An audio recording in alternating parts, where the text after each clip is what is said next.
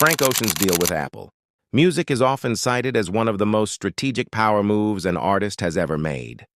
Not because it broke rules, but because it exposed how rigid record label contracts could be outmaneuvered with patience, leverage, and timing. Frank Ocean signed to Def Jam Recordings early in his career, a traditional major label deal that required him to deliver a certain number of albums. After the massive success of Channel Orange in 2012, expectations were high for his follow-up. Years passed with no official release, creating tension between Frank and the label.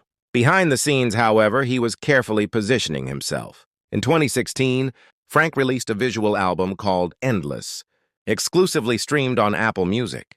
The project was experimental, minimal, and intentionally understated. Crucially, Endless counted as a full album under his Def Jam contract. Once it dropped, Frank had officially fulfilled his contractual obligation to the label. Less than 24 hours later, he released Blonde, his true masterpiece, independently, again debuting on Apple Music. This time, Def Jam had no ownership stake.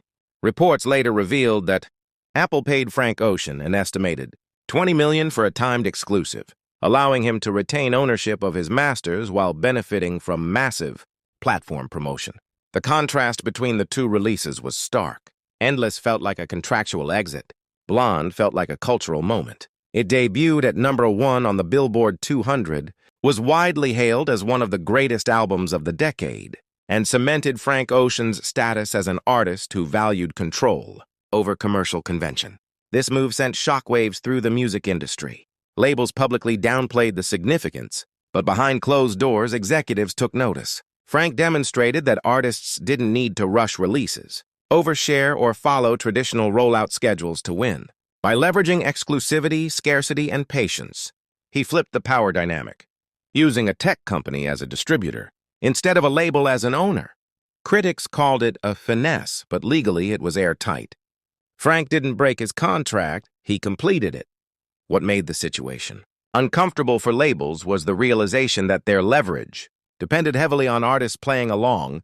Frank Ocean's Apple deal didn't just benefit him. It changed conversations around artist ownership, exclusivity, and independence. In an era increasingly dominated by streaming platforms, his strategy proved that artists with cultural gravity could bypass traditional systems entirely and walk away owning everything.